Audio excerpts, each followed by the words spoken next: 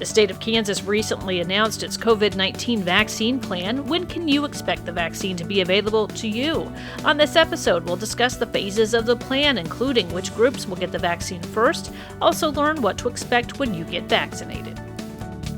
Whether you live in or just love Johnson County, Kansas, JoCo on the Go has everything Johnson County. Here's what's happening and what's coming up in the community you call home. Thanks for joining us for JoCo on the Go. I'm your host, Teresa Freed, a Johnson County resident and employee of Johnson County government. After many months of waiting, the COVID-19 vaccine will soon find its way to Kansas. Although we can't expect the virus to vanish as soon as the vaccine arrives in the state, it's the hope many people have been searching for. Here to talk more about what vaccine distribution will look like here in Johnson County is Nancy Towes with the Johnson County Department of Health and Environment. Thanks for being here. You're welcome. Thanks for having me. Well, first off, just tell us a little bit about your role with the health department. My role, I am the Health Services Division Director, and one of my programs in the division is the immunization program as well as the preparedness program. So we're working very closely together. All right. Well, we are certainly anxious to hear more about what's happening here in the county. But first, here's Governor Laura Kelly. This is from a news conference last week when she announced the vaccine distribution plan. Before I get into the specifics, I want to stress that we are still in the very early stages of vaccine production and deployment. And as happened early on in the pandemic, I anticipate information and guidelines will be amended and evolve rapidly. Since the start of the pandemic, I vowed that I would be straightforward and honest with the people of Kansas and that my administration would follow the guidelines of our scientists and public health experts. I understand the significance of what a widespread vaccination program will do for our health, our economy, and our schools, and I remain committed to transparency throughout the process. Now, in terms of the COVID-19 vaccine, here is what we know right now. COVID-19 vaccines produced by Pfizer and Moderna could be authorized for emergency use by the Food and Drug Administration as soon as December 10th and December 14th, respectively. A third company, AstraZeneca, also has a vaccine in clinical trials, but no date for an emergency use authorization has been set. Kansas is estimated to receive 24,000 doses in our first shipment of the vaccine, which will come from Pfizer. This shipment could arrive in our state as soon as mid-December, while we are estimating the first shipment from Moderna will arrive shortly thereafter, and with shipments from both continuing to arrive on a weekly basis. In all, we're preparing for approximately 150,000 doses by the end of the month. My administration's vaccine distribution framework is in line with CDC's Advisory Committee on Immunization Practices recommendations. Importantly, the vaccine will be made available based on principles of maximizing benefit, minimizing harm, and striving for equity, justice, and fairness. The distribution order will begin with high-risk healthcare workers and nursing facility residents. Those will be phase 1 groups. Phase 2, and I must also say that there will be others who will be added to the phase 1 group as we're putting together this plan. Phase 2 will be those non-high risk who are 65 years of age or older. Phase 3 is the non-high risk under 65 years of age. We've created a timeline for vaccine distribution. Obviously, adherence to our timeline will be dependent on receipt of the materials from the companies. We'll work to ensure that as many phase 1 groups as possible are vaccinated by the end of the month. Phase 2 and 3 will be administered the vaccine on a rolling basis between the winter and late spring. At the state level, the Kansas Department of Health and Environment is working with healthcare providers across the state to be ready to vaccinate Kansans when we receive the vaccine. More than 200 providers are in the process of signing up to distribute vaccines or have already signed up. This number is growing quickly, and we expect it to continue to do so. These providers must meet certain licensing requirements, agree to the conditions set forth for administering the vaccine by the CDC, and must be able to provide certain key minimum data requirements. Vaccines will be delivered to pre-positioned locations equipped for ultra-cold storage throughout Kansas. The ultra-cold storage temperatures are required to store only the Pfizer vaccine. We'll be setting up other storage possibilities for Moderna. Due to security reasons, we will not disclose the locations of these facilities. From these locations, vaccines will be distributed broadly to provide vaccine coverage to healthcare workers initially. We have laid our framework to prioritize vaccine delivery to those on the front lines of our pandemic response or those disproportionately affected by the virus. With this schedule, we intend to protect the greatest number of Kansans, foster economic recovery, and get our kids back into our school buildings as quickly and safely as possible. The vaccines themselves will be free. However, vaccination providers are allowed to charge an administrative fee for giving the shot. But no one will be turned away if they cannot afford the administrative fee. I understand some Kansans may have hesitations about getting vaccinated. To date, the vaccines in trial have been tested on tens of thousands of people and have passed safety requirements in both phase 1 and phase 2 trials. As an additional layer of checks and balances, an external advisory board made up of medical and research professionals using additional public health data will review final COVID-19 vaccine data. Lastly, I would like to remind everyone listening that we did not begin manufacturing coronavirus vaccines at the outset of this pandemic. America's best medical and research professionals have been working for years on coronaviruses for things like SARS, which is also a coronavirus. If you remember at the beginning of this was called a novel coronavirus because it was different than SARS, but it's in the same family.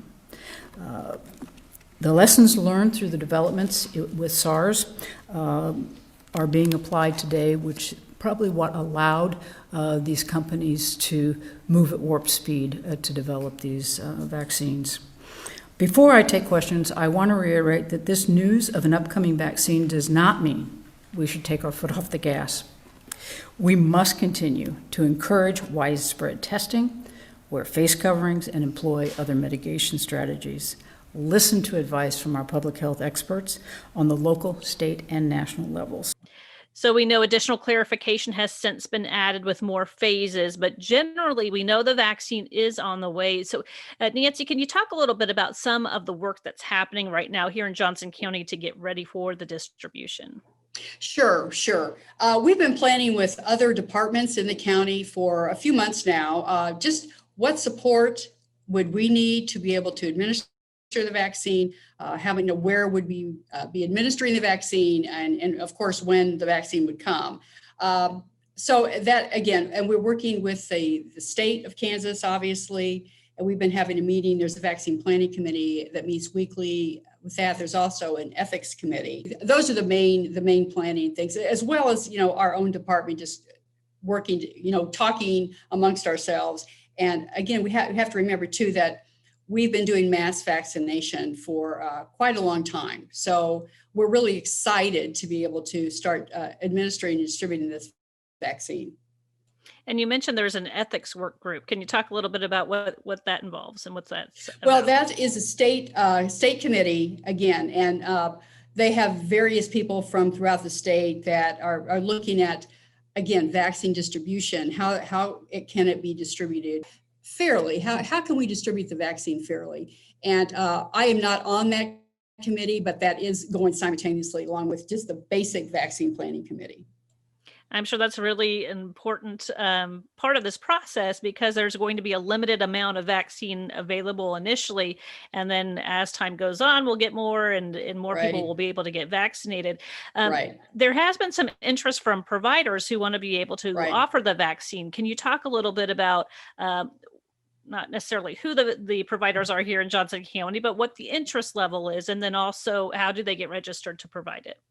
Right. This is a program, again, that the state was in charge of, and different hospitals, different private providers, pharmacies could enroll in this program. And so that way the vaccine would be sent directly to those providers. That's different than the way the H1N1 vaccine was, 10 years ago, where the health department was the main main facility that was the vaccine was being distributed to. So this way, hopefully there will be much more access after the vaccine becomes readily available.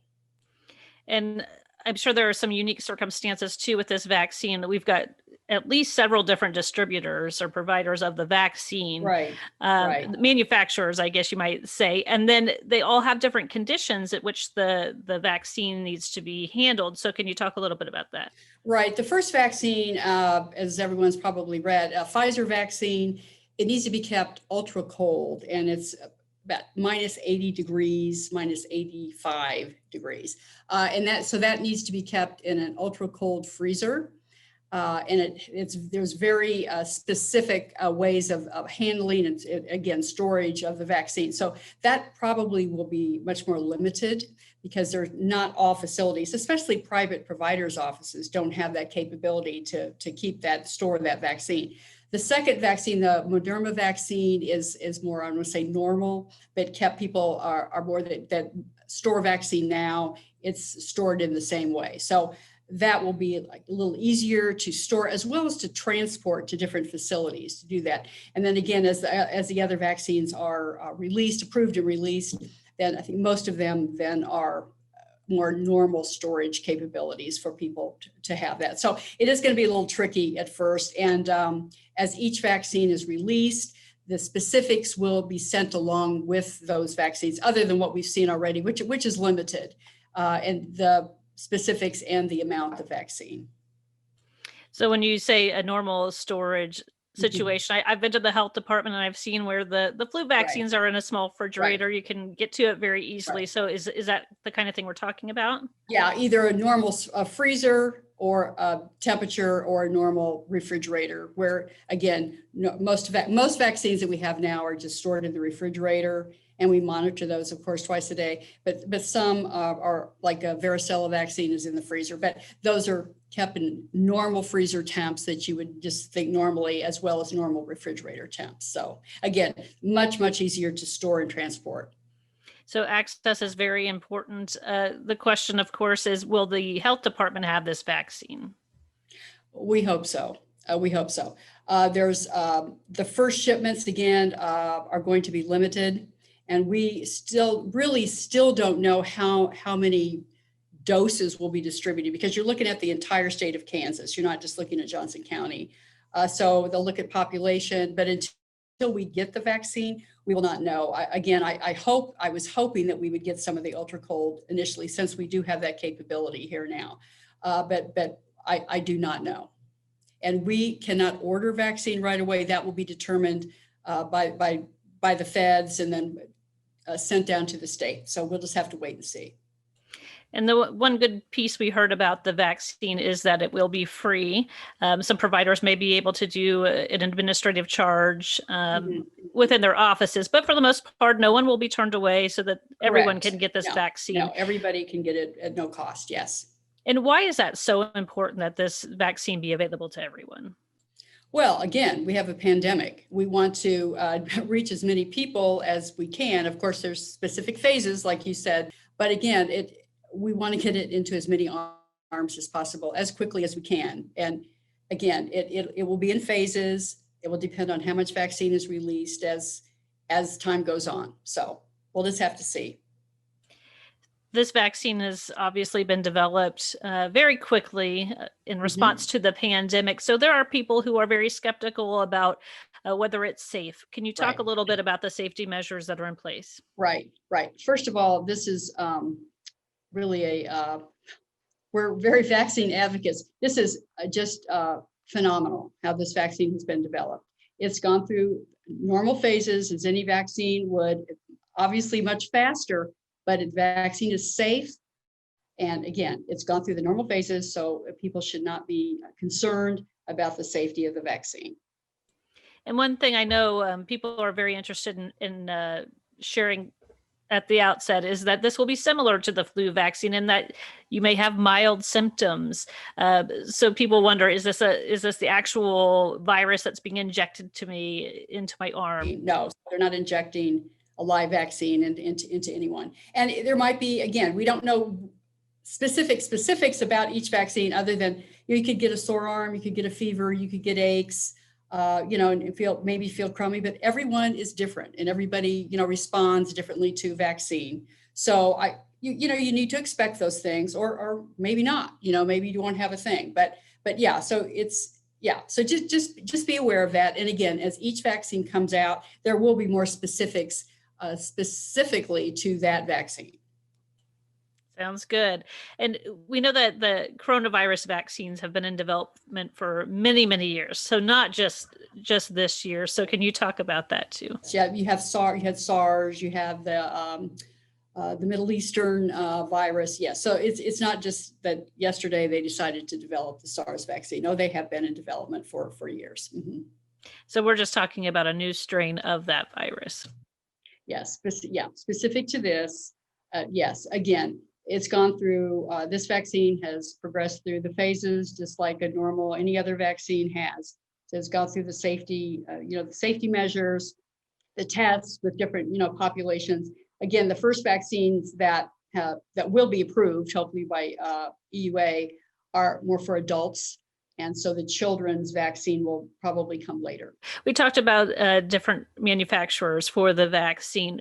When someone goes to their doctor's office, for example, will they ask for a specific version of that, or will they get whatever is available?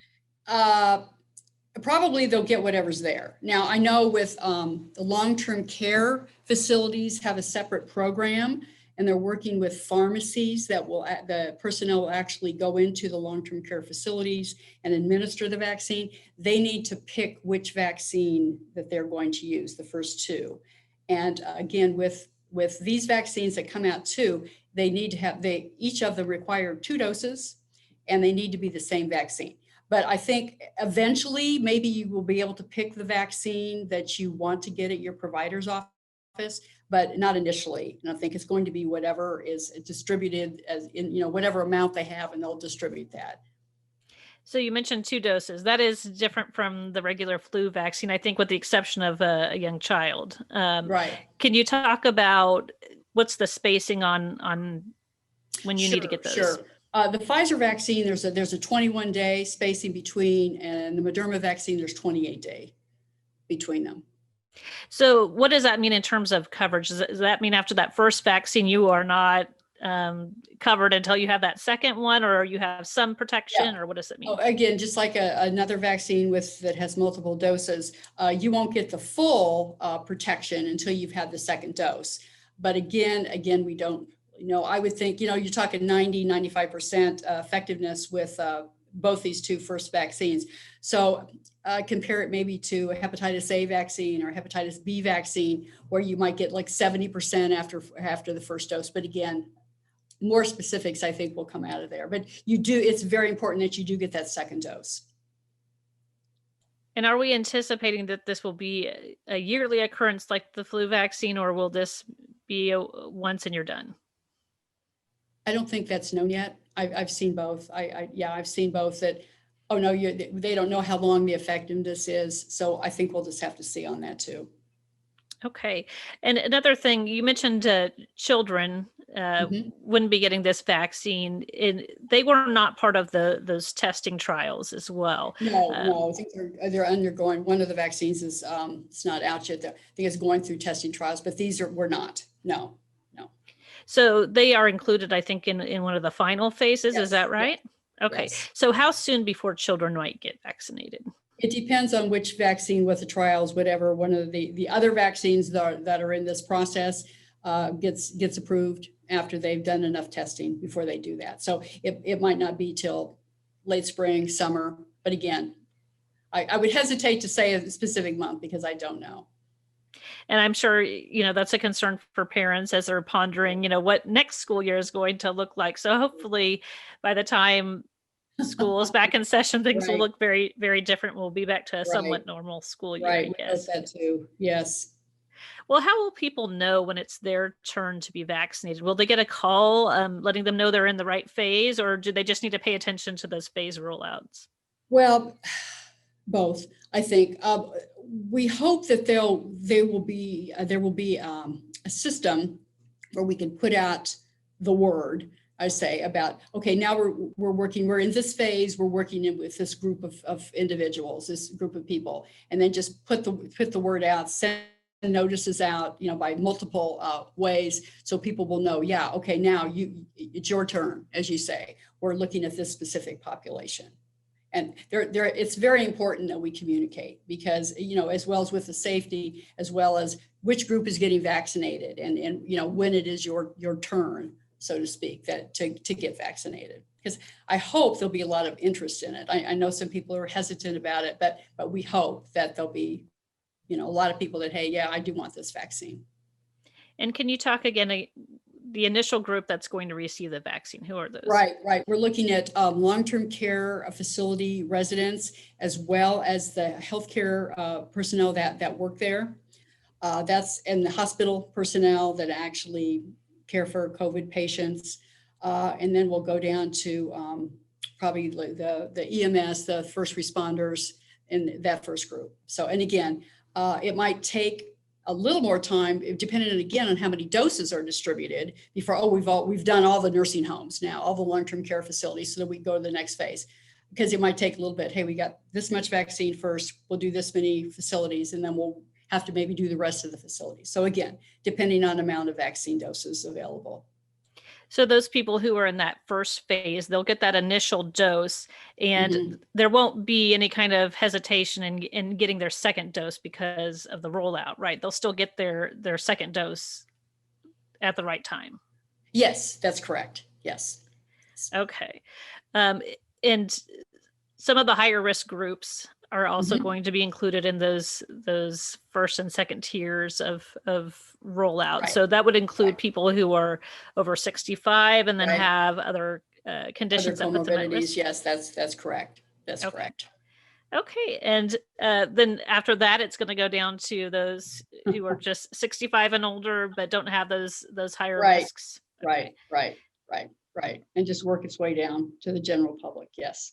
So for somebody who's like a healthy middle-aged woman like myself, more or less healthy and more or less middle-aged, so when might I expect to get vaccinated? Well, that would probably be in phase 3. So again, we're probably looking, late spring, early summer. And again, it could completely turn around and be distributed faster than we think, which would be great. Or there could be some, hangups with distribution. So we just want to remain hopeful and just really aware of what's going on and who's being vaccinated and who's next. And just my last question, you know that this is going to take some time. And so we all want to be patient and we want things to get back to normal. But in the meantime, until we have that herd immunity achieved, we need to continue to follow the safety precautions. So can you just talk about that? Yes, please continue to wear your mask. Even after you've been vaccinated the first, any vaccine takes at least 14 days to become effective. So you need to continue to protect people around you and, stay home if you're sick. Don't even if you have some sniffles, you don't know for sure what that is. Stay home if you're sick. Have your kids stay home if they're sick. Don't go to work, and social distance. Just be aware of others, no matter where you are. All right, that's some great information. And of course, we will have much more about the vaccine and everything COVID in Johnson County if you go to jocogov.org/coronavirus. Thanks for listening. You just heard JoCo on the Go. Join us next time for more Everything Johnson County. Have a topic you want to discuss? We want to hear from you. Follow us on Facebook and Twitter at JoCoGov. For more on this podcast, visit jocogov.org/podcast. Thanks for listening.